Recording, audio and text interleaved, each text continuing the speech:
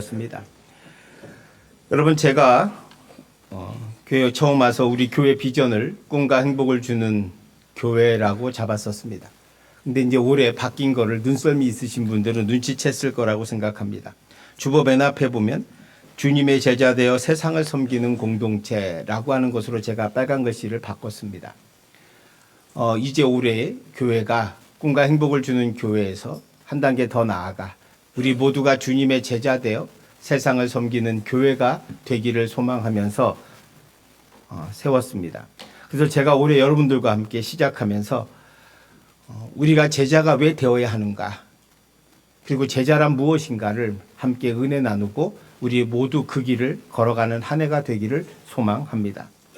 한국교회가 사는 길이 무엇일까? 그것은 저와 여러분, 우리 한 사람 한 사람이 진짜 그리스도인이 되는 것입니다. 여러분, 가짜도 있고 진짜도 있습니다. 짝퉁이라고 하죠. 명품이 있다면 가짜도 있습니다. 명품에는 항상 가짜가 따라 붙습니다. 시장에서 파는 거는 가짜가 없지만 대부분 진짜 명품에는 가짜가 붙습니다. 왜냐하면 명품은 따라가기가 어렵기 때문입니다. 우리가 진짜 그리스도인이 된다면 분명히 가짜 그리스도인도 존재하게 됩니다. 진짜 그리스도인은 성령으로 거듭난 사람이요, 그 안에 예수 그리스도의 생명이 있는 분입니다. 만약 그리스도인인데 그 안에 생명이 없다면 오직 자연적 생명만 있을 수밖에 없습니다.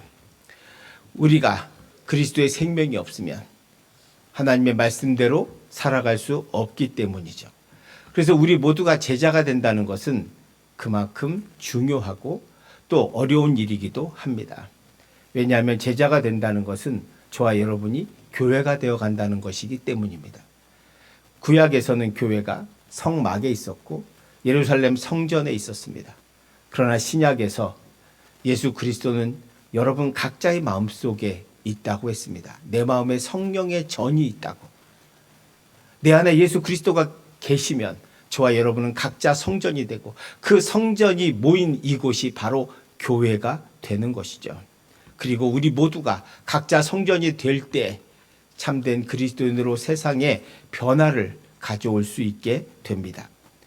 그런 의미에서 저와 여러분, 우리 모두가 이제부터 신앙을 내가 참된 주님의 제자가 되겠다고 결단하고 나가야 할 줄로 믿습니다. 그럼 제자가 누구인가? 첫 번째로 제자는 자기를 부인하는 사람이라고 오늘 본문에서 말씀합니다. 오늘 본문에 예수님께서 제자들에게 사명을 가르쳐 주십니다. 내가 이제 예루살렘에 올라가서 이제 고난받고 십자가 달려 죽고 사흘 만에 부활할 거야 라고 가르쳐 주셨습니다.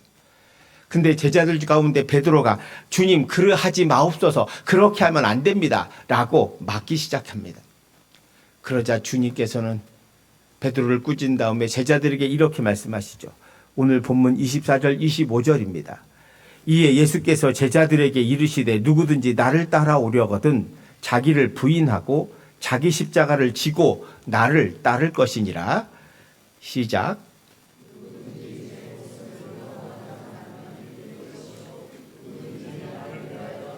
숨을 잃으면 찾으리라. 여러분, 여기서 24절에 자기를 부인하고 자기 십자가를 지고 나를 따르라고 하셨습니다. 자기 부인이 뭘까요?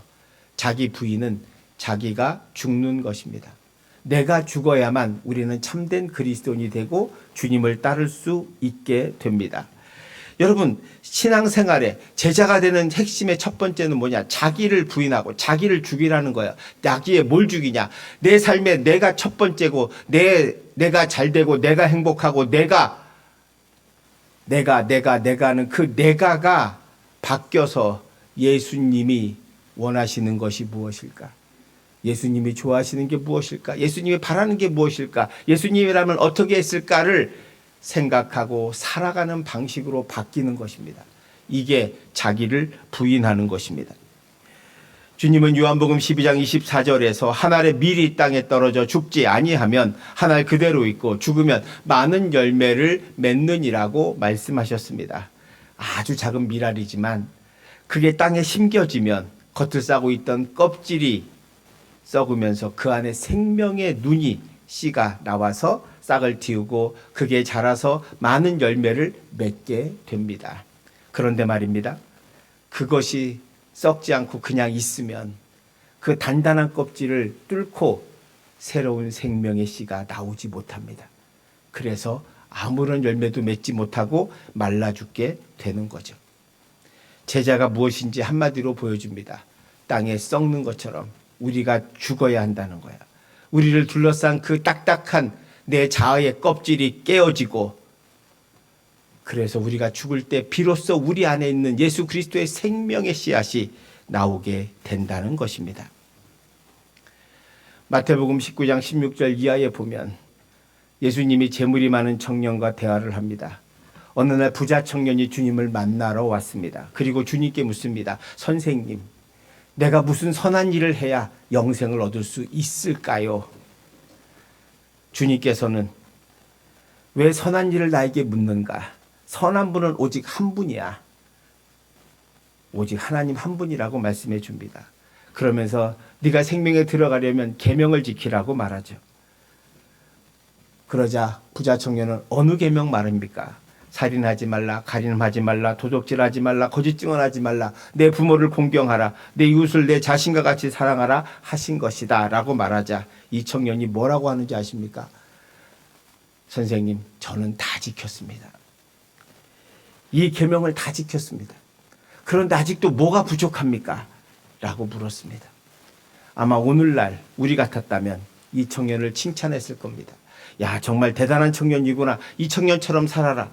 그러면 제자가 될 수 있을 거다. 너는 오늘부터 나를 따라라. 이렇게 말씀할 줄 알았는데 주님의 판단은 다르셨습니다. 아직도 부족한 것이 있다는 거예요. 마태복음 19장 21절에 보면 이렇게 되어 있습니다. 함께 봉독하겠습니다. 예수께서 이르시되 내가 온전하고자 할진대 가서 내 소유를 팔아 가난한 자들에게 주라. 그리하면 하늘에서 보화가 내게 있으리라. 그리고 와서 나를 따르라 하시니. 여러분, 이 본문의 말씀이 주님께서 너에게 아직 한 가지가 부족하다는 거야. 계명도 다 지켰는데 뭐가 부족할까? 너에게 필요한 거는 네 소유를 팔아 가난한 자들에게 주고 그리고 나서 나를 따르라고 하는 거예요. 만약에 한번 가정해 봅시다. 이 청년이 그럼 재물을 다 팔았다면 제자가 될 수 있을까요? 세상의 판단은 어떨까요? 오늘날 정말로 이 청년이 자기 재산을 가난한 자를 다 나눠주고 살았다면 아마 사람들이 정신 나갔다고 비웃었을 것입니다. 어쩌면 그의 부모가 그 사실을 알았다면 정신병원에 데려가서 이 아이를 좀 이상하다고 얘기할지도 몰라요. 그리고는 소송을 걸 겁니다. 재산을 다시 돌려달라고. 우리 아이가 정신이 나가서 잠시 그랬다고. 그럴지도 모릅니다. 그런데 주님께서는 왜 이런 짓을 하라고 했을까? 이 청년에게 계명도 잘 지키고 모든 것 하는 건 형식적이지만 그 마음의 주인이 누구예요? 자기예요. 물질이에요. 물질이 왜 필요해요? 내가 행복하기 위해서 필요한 거예요. 내가 편하기 위해서 필요한 거예요. 이거 없으면 나는 안 돼요. 그래서 그 딱딱한 물질의 껍질이 깨지지 않고 있었기 때문에 주님께서는 그것을 버리라고 하신 거예요. 자, 여러분 22절을 보시면 가난한 자들에게 주라. 그리하면 하늘에서 보화가 내게 있으리라고 말씀합니다. 이 보화가 뭐예요? 하늘에서 주는 선물이 있다는 거예요. 하나님이 주신 은혜, 네가 정말로 너가 아니라 재물이 아니라 주님을 따르기 시작하면 하나님께서 반드시 너에게 은혜와 복을 내려주셔. 그것을 받은 사람만이 주님을 따를 수 있다는 거예요. 주님의 은혜를 알지 못하는 사람은 주님을 따를 수가 없습니다. 주님께서는 네가 가진 거 다 버리고 오라는 뜻이 아니에요. 네가 제일 사랑하는 것이 예수님이어야 한다는 거예요. 다른 거 아닙니다. 주님께서는 여러분에게 생업에 종사하는 걸 막지 않으세요. 열심히 생활하시고 열심히 물질도 벌어야 합니다. 그러나 그것이 여러분의 주인이 되게 해서는 안 되는 거예요. 그게 쉬운 것처럼 보이지만 어려워요. 이 청년은 그 말을 듣고 결국에는 주님을 따르지 않고 집으로 가서 안 돌아옵니다. 제자가 된다는 것은 바로 이것처럼 주님을 내 삶의 첫 번째로 놓는 것임을 잊지 마시기 바랍니다. 그게 자기를 부인하는 겁니다. 두 번째로 제자가 된다는 것은 새 사람이 되는 거예요. 에베소서 4장 22절 24절에 보시면 너희는 유혹의 욕심을 따라 썩어져가는 구습을 따르는 옛사람을 벗어버리고 시작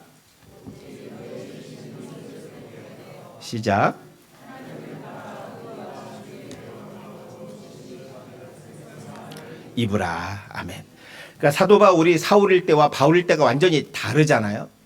사울일 때 그는 성공의 사람이었습니다. 자기 자신의 성공을 위해서 야망을 위해서 살았던 사람이지만 그는 예수님을 만난 후에 옛사람의 모습을 버려버렸다는 거예요. 구습을 따르는 것이죠. 그 구습이란 게 뭐냐. 그 당시 사도 바울이 에베소 교회에 편지를 보낸 거예요. 에베소 교인들이 아무것도 믿지 않다가 예수를 믿은 게 아니에요. 그 당시 로마에 많은 신들이 있었고 우상도 섬기고 그리고 타락과 방탕 속에 살던 사람들이었어요.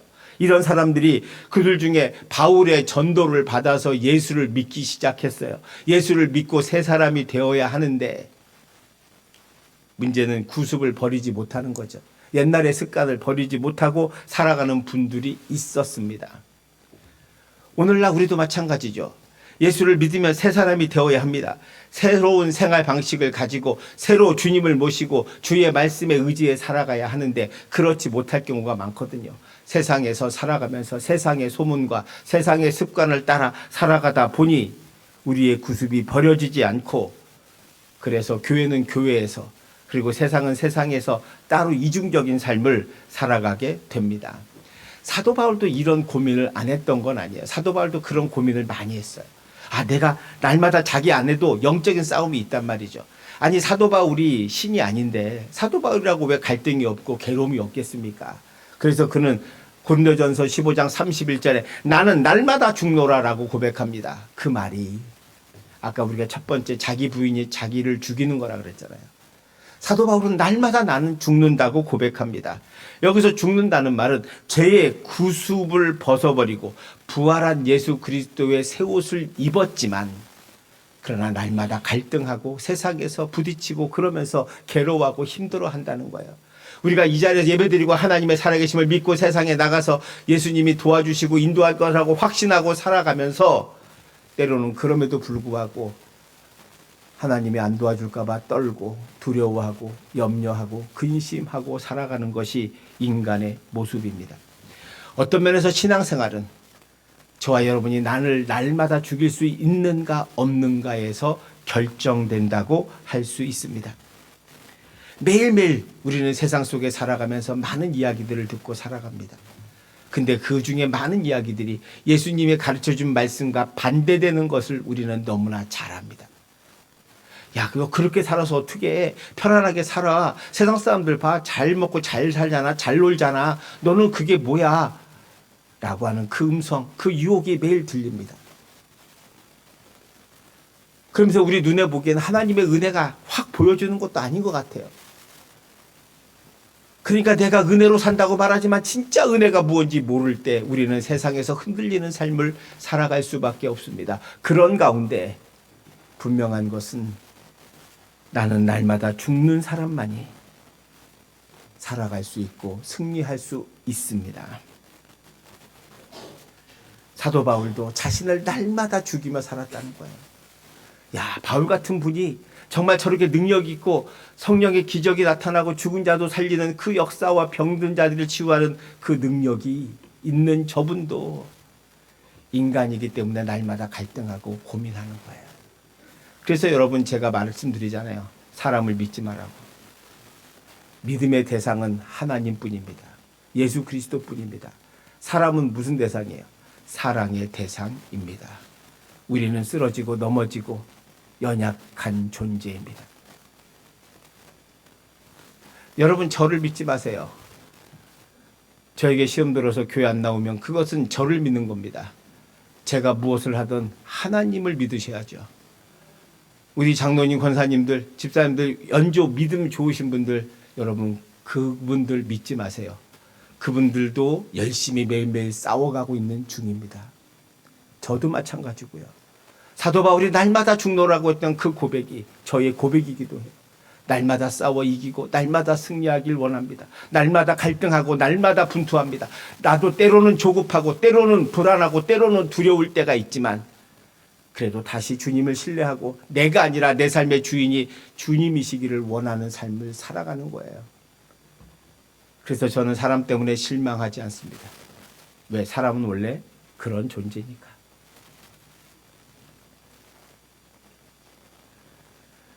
여러분, 예수님의 제자들을 한번 보세요. 예수님의 제자들을 어떤 학자가 이렇게 말했습니다. 야고보와 요한은 매우 이기적인 사람이고 어머니를 통해 자신들을 오른편에 해달라고 로비한 사람들입니다. 도마는 매사에 의심이 많고 부정적인 성격의 소유자입니다. 베드로는 성격이 급해서 실수를 자주 합니다. 안드레는 너무 내성적이어서 매사에 추진력이 떨어집니다. 야고보는 혁명가적 기질이 있어 위험한 존재고 세리 출신 마태는 자신의 이익만을 추구하는 이기적 인간입니다. 제자들 중에 그나마 제일 난 게 가룟 유다입니다. 그는 학식과 경험을 겸비한 인물이며 실업가의 감각과 사교성을 지니고 있습니다. 이게 어느 신약학자의 판단이에요. 그런데 결국 누가 배신합니까? 가장 똑똑한 인간이 배신합니다. 사람은요, 우리는 다 이런 존재입니다. 예수님은 왜 이런 제자들을 불렀을까요?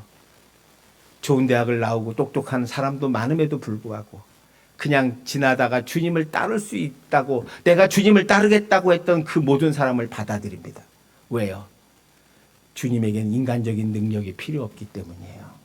세상의 능력이 필요 없기 때문에 오직 필요한 건 뭐예요? 자기를 부인하고 주님의 말씀에 순종하는 자가 필요한 거예요. 그 어떤 현실이 오더라도 이대로 살면 내가 망할 것처럼 보이고 이대로 살면 죽을 것 같지만 그 믿음을 갖는 거예요. 하나님께서 모세를 불러서 80세 된 모세에게 지팡이 하나 주고서 가라 그랬습니다. 아니, 애굽의 그 군대와 어떻게 싸워서 그 자기 백성을 데리고 오라고 지팡이 하나만 줍니까? 그 지팡이는 하나의 사인이에요. 내가 너와 함께한다. 성도 여러분, 우리에겐 아무것도 없는 것처럼 보이지만 하나님의 지팡이 하나만 있으면 됩니다. 그것을 믿으시기를 축원드립니다. 그러면 여러분의 삶의 인생이 달라지고 세상이 달라지고 됩니다. 오직 지팡이 하나만 가지고도 150만의 많은 자기 백성을 이끌어내고 10가지 재앙과 홍해를 갈라지는 역사와 전쟁하며 승리하는 놀라운 능력은 오직 하나님 한 분이 주시는 거예요. 여러분, 우리가 이 시간 예배드리면서 누구를 믿습니까? 예수 그리스도를 믿습니다. 전능하신 하나님이 이곳에 함께 하셔서 저와 여러분에게 말씀해 주시고 하나님께서 오늘 우리 모두에게 힘을 내고 세상을 두려워하지 말라고 말씀하십니다. 뭐가 되면? 참된 제자가 되면. 사랑하는 성도 여러분, 저는 여러분들이 참된 제자가 되기를 원합니다. 그리고 하나님 나라를 세워가는 그리스도인 되기를 원합니다. 우리 모두는 새 사람임을 잊지 마시기를 축원드립니다. 여러분, 이제 세 번째로 중요한 거, 이 첫 번째, 두 번째 우리가 다 들었던 건데 세 번째로 제자가 된다는 것은요, 세상과 타인을 새롭게 보는 것입니다. 제자가 된다는 건 탁월하게 교회 일을 하고 세상의 이름이 높아지고 하는 게 아닙니다. 바울이 높아져서 우리에게 이름이 남는 게 아닙니다. 사도 바울이 예수님의 제자가 되도록 계속 고난과 핍박과 환난 가운데 살았습니다. 많은 교회를 세우고 병든 자를 치유했지만 그러나 늘 주님 안에서 낮아지고 많은 감옥에 가고 매맞고 죽을 위기 속에 살았습니다. 그럼에도 불구하고 기뻐할 수 있는 것은 세상의 눈이 아니라 하나님의 눈으로 세상을 보기 시작했기 때문입니다. 우리 눈으로 보면 세상은 절망적이고 희망이 없지만 주님의 눈으로 보면 주님의 역사와 하나님의 은혜를 경험하게 됩니다. 그래서 세상을 새롭게 볼 수 있는 거죠. 또 하나, 세상의 다른 사람들을 새롭게 볼 수 있습니다.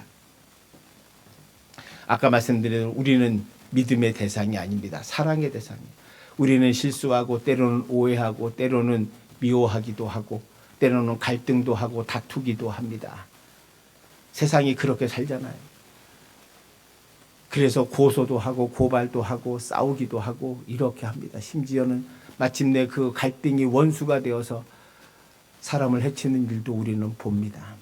이런 세상 속에서 타인을 새롭게 본다는 것이 무슨 의미가 있을까? 제가 하나 예를 들게요. 중세시대 한 무리에 어떤 수도원이 있었습니다. 아주 처음에는 사람들도 많고 은혜가 충만한 수도원이었습니다. 그런데 조금씩 쇠락해지고 없어져서 결국 나중에는 수도원은 큰데 수도사 10명밖에 남지 않았습니다. 이 10명이 함께 모여서 기도하고 고민합니다. 우리 수도원이 어떻게 하면 다시 부흥할 수 있을까? 고민하고 기도하는 가운데 그럼 우리 더 위에 우리 영적인 스승인 수도사에게 물어봅시다. 그래서 2명을 파송합니다. 그 2명이 그 스승 수도사를 찾아가서 물어요. 스승님, 어떻게 하면 우리 수도원이 다시 부흥할 수 있겠습니까? 그러자 이 수도사는 가만히 있다가 엉뚱한 말을 합니다. 내가 너희에게 해줄 말은 단 하나야. 여러분들 가운데 메시아가 있어. 라는 말이었습니다. 네? 그게 무슨 말이에요? 그리고는 아무 말도 안 하는 거야. 그러니까 그 말 한마디 듣고 이제 온 거죠. 오면서 둘이 이제 10명을 모아놓고 나머지 얘기를 합니다. 내가 스승 수도사를 만났는데 그분이 우리 안에 메시아가 있답니다. 그게 전부예요? 예, 그게 전부예요. 아니, 그게 무슨 소리예요? 그렇게 그들이 고민하고 찾으면서 혹시 저분이 메시아가 아닌가?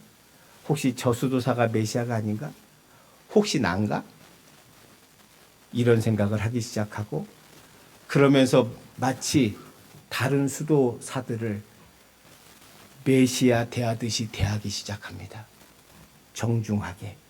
그리고 메시아인 것처럼 서로 사랑하고 너그럽게 대합니다. 그렇게 대하자 그 수도원이 변화됩니다. 수도원을 방문한 사람들이 서로를 진심으로 대하는, 사랑하고 예배드리는 모습을 보면서 수도원의 영성이 살아나고 사람들이 몰려들기 시작했다고 합니다.